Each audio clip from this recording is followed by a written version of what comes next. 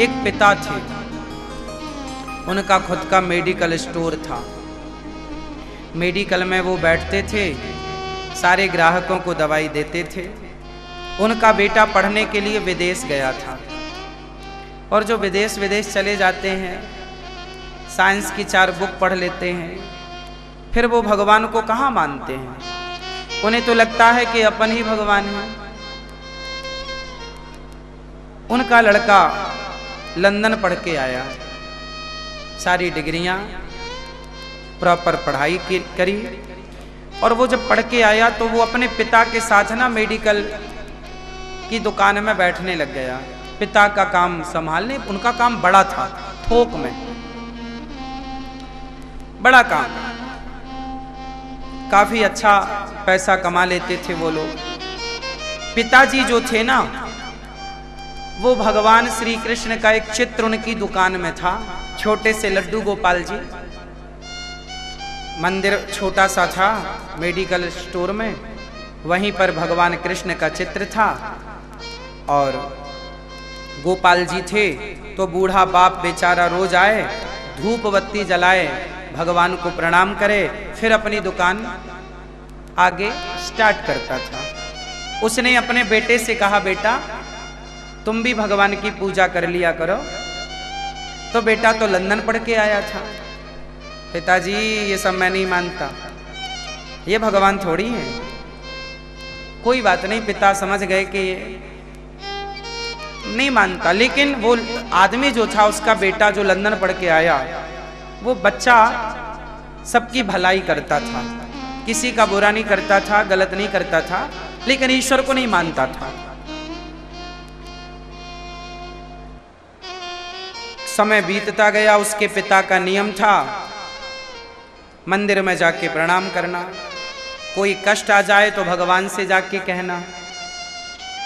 बेटा रोज देखता था कि मेरे पिता पागल हो गए हैं, अरे कोई संकट आया है तो ये भगवान क्या करेंगे। एक दिन उसके पिता ने अपने बेटे को बगल में बिठाया और बेटे के हाथ को पकड़कर उस बाप ने कहा, बेटा अब मैं बूढ़ा हो गया हूँ, कुछ दिनों में मर जाऊंगा। मुझे पता है कि जब मैं मरूंगा ना तो तू दुकान से ये भगवान जी को हटा देगा, क्योंकि तू तो मानता नहीं है। पर बेटा मेरी बात मान, मेरे मरने के बाद भी इस दुकान से तू भगवान जी को हटाना मत, तू पूजा कर या मत कर। वो बेटा ऐसा था ना कि कभी भगवान जी की तरफ देखता भी नहीं था। पिता 4 दिन नहीं आए दुकान ना, तो वो 4 दिन धूल मिट्टी भगवान में है तो वो साफ भी नहीं करता था। और उसके बाप ने एक बात तो कह दी कि भगवान को हटाना मत, पहला। दूसरा ये कहा कि बेटा तू भगवान को नहीं मानता, मैं फोर्स नहीं करता, मत मान, लेकिन एक बार कभी तू भगवान को आजमा करके देख, एक बार तू भगवान को आजमा ले। यदि तेरी बात पर भगवान खरे उतरते हैं तो मान लेना, नहीं उतरते तो तेरा रास्ता अलग, भगवान का रास्ता अलग। बच्चे ने कोई रिस्पांस नहीं दिया, पर सुना उसने बाप की बात। कुछ दिनों के बाद सचमुच उसके पिता की मृत्यु हो गई, बाप मर गया। बेटे ने बाप के मरने के बाद सारा क्रियाकर्म किया। बहुत दिनों बाद दुकान खोला, दुकान की सारी साफ सफाई करी, पर उस बच्चे ने भगवान के मंदिर की सफाई नहीं करी। मंदिर जो छोटा सा था लकड़ी का, देखा भी नहीं। समय बीतता गया, वर्षों बीत गए, मंदिर में बिल्कुल कई इंच तो धूल मिट्टी से भगवान ढके थे, साफ ही नहीं हुए।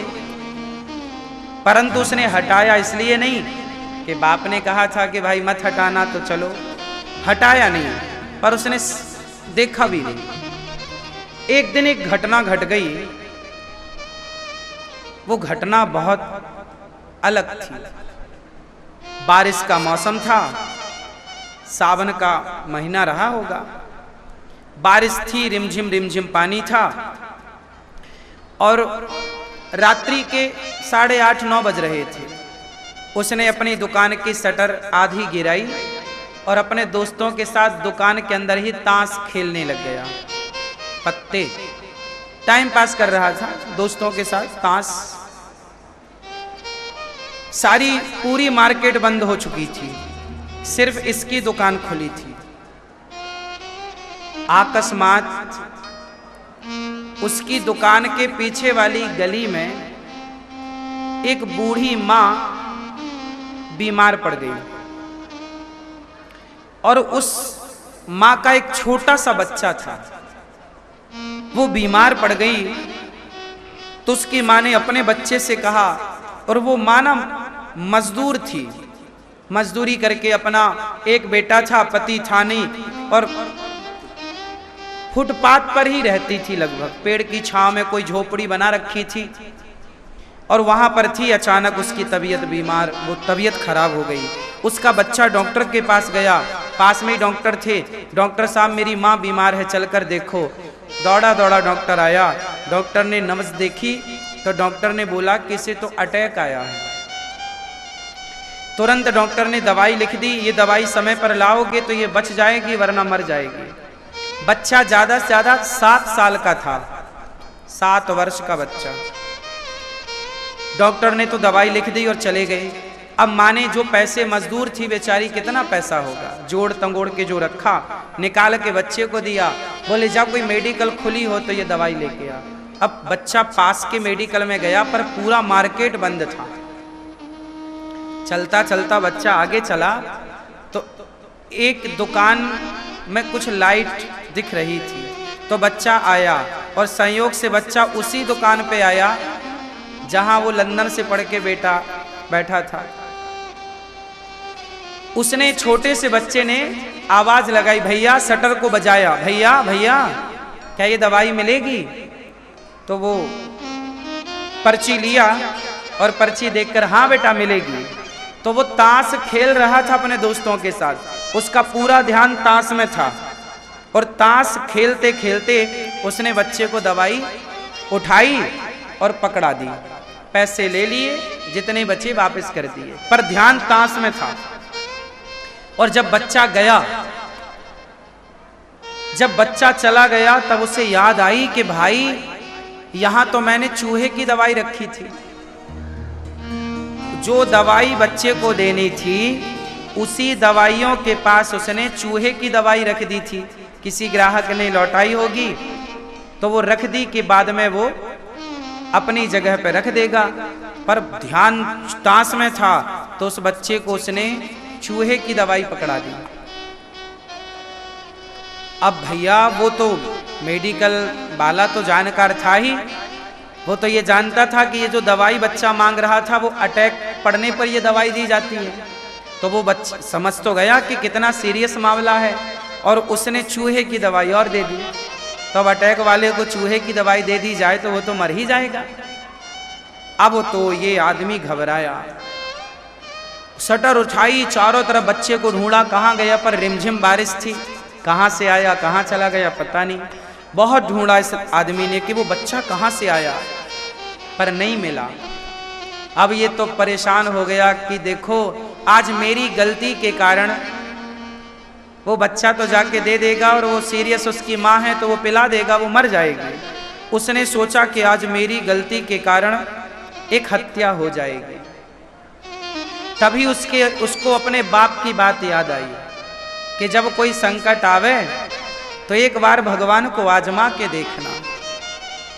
आज पहली बार वो लंदन से पढ़ के आया बच्चा, वो मंदिर में जो भगवान जी थे ना, उसके पिता ने जो रखे थे, धूल मिट्टी थी, पर आज पहली बार इसने हाथ जोड़कर कहा, हे भगवान, वैसे तो मैं आपको मानता नहीं हूं, पर मेरे पिता आपको बहुत मानते थे। यदि आप सच्चे हो तो आज मुझे मेरी गलती सुधारने का मौका दे दो। मेरी लापरवाही से उस बच्चे की मां मर जाएगी। यदि भगवान आप हो तो मुझे उस बच्चे तक पहुंचा दो, वरना मैं अपने आप को कभी माफ नहीं कर पाऊंगा कि मेरी लापरवाही से किसी की जान चली गई। अभी वो प्रार्थना कर ही रहा था कि वही बच्चा फिर वापस आ गया। बोला भैया भैया ये दवाई है क्या फिर से? वो तो पलट के देखा, तुम वही बच्चे हो ना जो अभी थोड़ी देर पहले दवाई ले गए थे? हाँ हाँ। अरे तो जो दवाई हमने दी उसका क्या किया? माँ को पिला दिया क्या? ना भैया, मैं आपने जो दवाई दी मैं लेके घर पहुंचा कि तभी मेरा पांव पानी बरस रहा था ना, फिसल गया और मेरे हाथ से वो शीशी जाकर एक पत्थर से टकराई और फूट गई। सारी दवाई पानी में बिखर गई और मैं पुनः वापस आ गया। अब इस आदमी ने उस बच्चे के लिए वो सारी दवाइयां ली, शटर गिराया, दुकान बंद करी, उसकी माँ के पास खुद गया, खुद उस माँ को हॉस्पिटल ले गया, अपने पैसों से उसका बढ़िया इलाज कराया और उस माँ की जिंदगी उसने बचाई। और जब जिंदगी बची तो दूसरे दिन उसने जब अपनी दुकान खोली तो सारी धूल मिट्टी हटाकर उसने सबसे पहले भगवान को प्रणाम किया। हे विधाता, जो आप कर सकते हैं वो कोई वैज्ञानिक नहीं कर सकता। जो आपने कल किया मेरे साथ वो कोई इंसान नहीं कर सकता था। उस बच्चे का फिसलना, हाथ से दवाई की शीशी जाके पत्थर पर टकराना, फूट जाना, ये कोई वैज्ञानिक खेल नहीं था। आपने मुझे मेरी गलती सुधारने का मौका दिया। मैं आप लोगों से भी यहाँ एक बात कहूँगा, आप भी भगवान पर डायरेक्ट विश्वास मत करो, मेरे कहने से यकीन मत करो। पहले आप भी ईश्वर को आजमा लो, प्रैक्टिकल कर लो। डायरेक्ट मैं कहूँ कि ईश्वर को मानो ना, मत मानो। पहले आप भगवान को आजमाओ, ईश्वर को आजमाओ कि वो हैं या नहीं हैं, तो आपका किस प्रकार वो सहयोग करते हैं। मैंने अपने जीवन में कई बार मैंने स्वयं ने अनुभव किया है कि ईश्वर के होने में कोई संदेह नहीं है। जिसे विश्वास ना हो वो ईश्वर का को प्रैक्टिकल कर ले।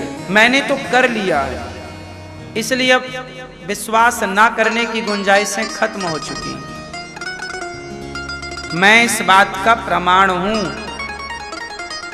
कि मैंने भगवान को बहुत करीब से देखा है। ये कह सकते हैं आप भी, जब आप भगवान पर विश्वास करते हैं, देखने का अर्थ है अनुभव करना।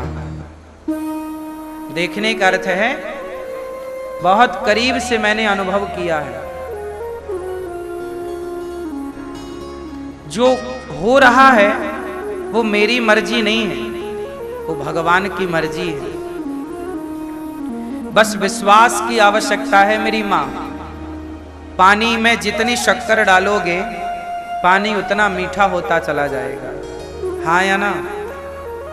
जितना विश्वास बढ़ाओगे उतने जीवन में मिठास होती चली जाएगी, जीवन मधुर होता चला जाएगा। बस विश्वासो ही फलदायक।